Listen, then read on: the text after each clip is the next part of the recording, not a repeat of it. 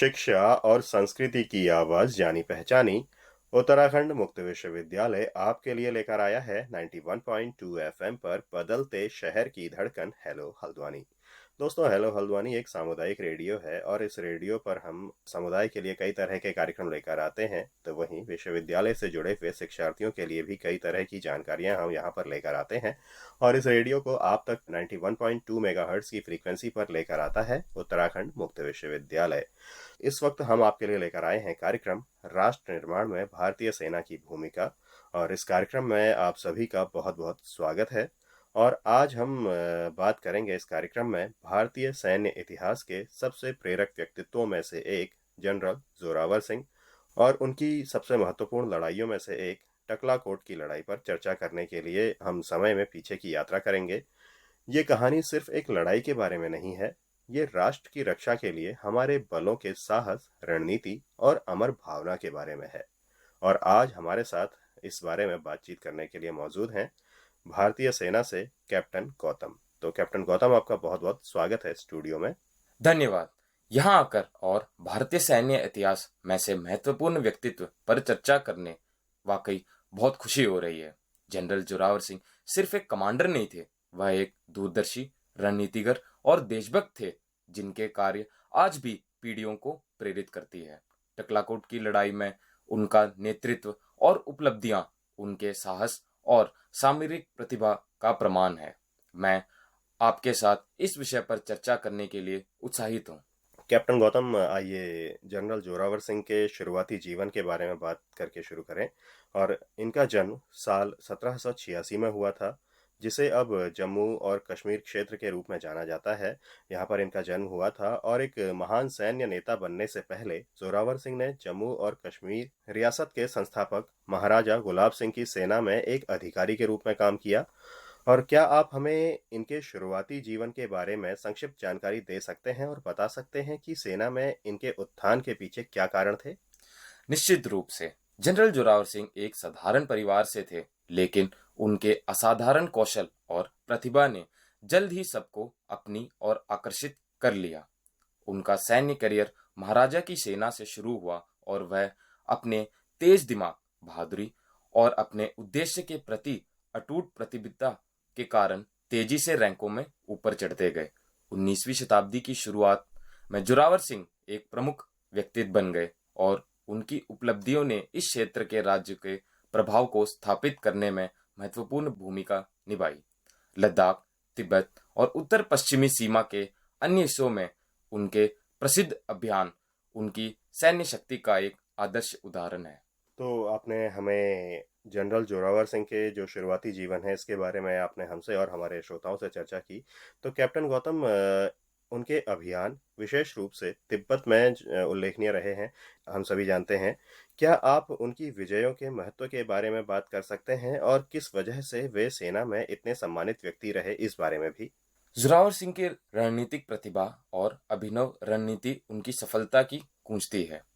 खतरनाक इलाकों में लंबी कठिन यात्राओं की योजना बनाने और उन्हें अंजाम देने की उनकी क्षमता पौराणिक है। लद्दाख, तिब्बत और हिमालय में कुछ हिस्सों पर उनकी विजय का अध्ययन आज भी सैन्य इतिहासों द्वारा किया जाता है। उन्होंने केवल ताकत के बल पर नहीं, बल्कि चतुर रणनीति, बुद्धिमत्ता और नेतृत्व के माध्यम से सफलता प्राप्त की है। वह असाधारण धीरज और दूरदृष्टता वाले व्यक्ति थे और उनके अभियानों का डोगरा साम्राज्य के विस्तार पर स्थायी प्रभाव पड़ा। जी कैप्टन गौतम, आपने हमें और हमारे श्रोताओं को जानकारी दी कि किस तरीके से उन्होंने अलग अलग अभियानों में अपना नेतृत्व किया। आइए अब उस लड़ाई पर ध्यान दें जिसने जोरावर सिंह की जगह को इतिहास में मजबूत किया। टकलाकोट की लड़ाई साल 1841 में लड़ी गई और ये लड़ाई उनकी जिंदगी का एक महत्वपूर्ण क्षण रहा। क्या आप हमें परिदृश्य बता सकते हैं कि इस लड़ाई का कारण क्या था?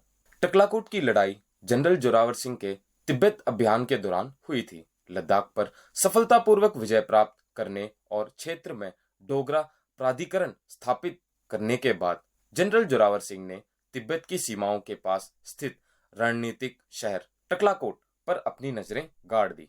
यह एक महत्वपूर्ण व्यापारिक चौकी थी और इस क्षेत्र पर नियंत्रण से क्षेत्र के लिए महत्वपूर्ण व्यापार मार्ग सुरक्षित हो जाते। हालांकि तिब्बती सैन्य अपने क्षेत्र को आसानी से जाने देने को तैयार नहीं थे और तनाव तेजी से बढ़ गया। इसके बाद जो लड़ाई हुई वह न केवल सैन्य टकराव का मामला था बल्कि इच्छा शक्ति की लड़ाई भी थी, क्योंकि दोनों पक्ष वर्चस्व के लिए लड़ रहे थे। तो आपने हमें बताया कि किस तरीके से इस लड़ाई की शुरुआत हुई या फिर क्या इस लड़ाई के कारण रहे। तो कैप्टन गौतम, जोरावर सिंह की सेना को कई चुनौतियों का सामना भी यहाँ पर करना पड़ा, जिसमें कठिन इलाका, सीमित आपूर्ति और दृढ़ तिब्बती सेना शामिल थी। और उन्होंने युद्ध जीतने के लिए इन बाधाओं को कैसे पार किया, कैसे इन बाधाओं का प्रबंधन किया। जोरावर सिंह की रणनीति प्रतिभा वास्तव में टकलाकोट की लड़ाई में चमक उठी। यह लड़ाई बेहद कठिन परिस्थितियों में लड़ी गई थी, जिसमें कठोर मौसम, उचित संसाधनों की कमी और उनके बेस से बहुत दूरी थी। इन चुनौतियों के बावजूद उन्होंने अपनी अनुकूलन क्षमता पर भरोसा किया और अपने सैनिकों का नेतृत्व किया। उन्होंने शारीरिक चुनौतियों पर काबू पाने के लिए गुरिल्ला रणनीति और आश्चर्यजनक रणनीतियों का उपयोग करते हुए सीधे तिब्बती सेना के खिलाफ लड़ाई लड़ने का फैसला किया। उनके नेतृत्व ने उनके सैनिकों को आगे बढ़ाने के लिए प्रेरित किया और उन्होंने तिब्बती सेना को हराया, जिससे टकलाकोट डोगरा साम्राज्य के लिए सुरक्षित हो गया। तो कैप्टन गौतम, आपने बताया कि किस तरीके से जनरल जोरावर सिंह ने टकलाकोट की लड़ाई में अपना कुशल नेतृत्व था वो सभी के सामने दिखाया। तो इतिहास से वर्तमान की ओर बढ़ते हुए जनरल जोरावर सिंह की जो विरासत आज भी गूंजती है, आपको क्या लगता है उनके योगदान और उनका चरित्र आधुनिक भारत और उसकी सेना के लिए किस तरह से प्रासंगिक है। जोरावर सिंह की विरासत आज भी बेहद प्रासंगिक है। उनके नेतृत्व, शैल्य, अनुशासन, साहस और रणनीतिक दूरदृष्टता में निहित थी। आधुनिक समय में यह गुण किसी भी सैन्य बल की सफलता के लिए महत्वपूर्ण है। चुनौतीपूर्ण परिस्थितियों में प्रेरित करने और नेतृत्व करने की उनकी क्षमता समकालीन सैन्य अभियानों में कई पहलुओं पर लागू की जा सकती है, खासकर भारत की राष्ट्रीय सुरक्षा के संबंध में। इसके अलावा कठिन क्षेत्रों में भूभाग, रसद और सैन्य प्रबंधन की उनकी समझ आज के सशस्त्र बलों में एक महत्वपूर्ण सबक है, खासकर जब लद्दाख और हिमालय जैसे सीमावर्ती क्षेत्रों में काम करते हैं। आपका कहना बिल्कुल सही है कैप्टन गौतम, और उनकी बहादुरी और दूरदर्शिता न केवल सैन्य कर्मियों को बल्कि उन नागरिकों को भी प्रेरित करती है जो साहस और समर्पण को महत्व देते हैं।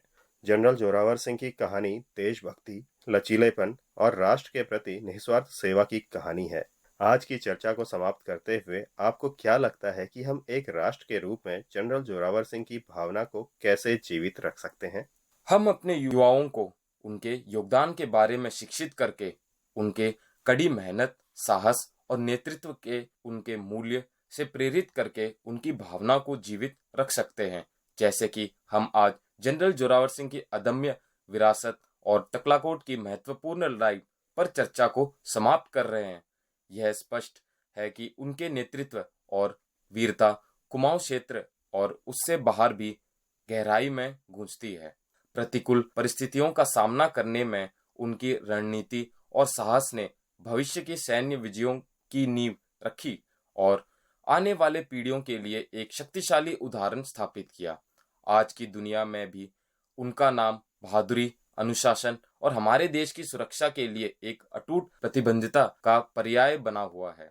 आइए हम सभी इस बात पर विचार करें कि अतीत के यह सबक हमारे भविष्य को कैसे आकार देता है, हमें उन बलिदानों की याद दिलाते हैं जिन्होंने आज हम जिस शांति और स्वतंत्रता का आनंद लेते हैं उसका मार्ग प्रशस्त किया है। इतिहास के उस सफर में मेरे साथ जुड़ने के लिए धन्यवाद। सुरक्षित रहें, गर्वित रहें और उन नियमों का सम्मान करें जो हम सभी को प्रेरित करते रहते हैं। तो कैप्टन गौतम, आपने हमारे श्रोताओं के सामने जनरल जोरावर सिंह और तकलाकोट की लड़ाई की प्रासंगिकता के बारे में ये सारी जानकारी रखी। इसके लिए आपका हमारी तरफ से और हमारे सभी श्रोताओं की तरफ से बहुत बहुत धन्यवाद। और श्रोताओं, जनरल जोरावर सिंह के जीवन के बारे में, उनके व्यक्तित्व के बारे में जानकर हम भी यही चाहेंगे कि हम सभी अपनी ज़िम्मेदारियों को बखूबी समझें और अपनी ज़िम्मेदारियों को ईमानदारी से निभाते रहें। तभी हम इस देश के विकास में भागीदार बन सकते हैं और राष्ट्र निर्माण की जो हमारी एक कोशिश है, उसे हम आगे बढ़ा सकते हैं। प्रयास हम लगातार ईमानदारी से करें तो। तो इसी के साथ दोस्तों, मैं अनिल भी चाहूँगा कार्यक्रम के आज के इस अंक से इजाज़त। तब तक आप स्वस्थ रहें, सुरक्षित रहें और हाँ, मुस्कुराते रहें। फिर मिलेंगे आपसे, तब तक के लिए नमस्कार।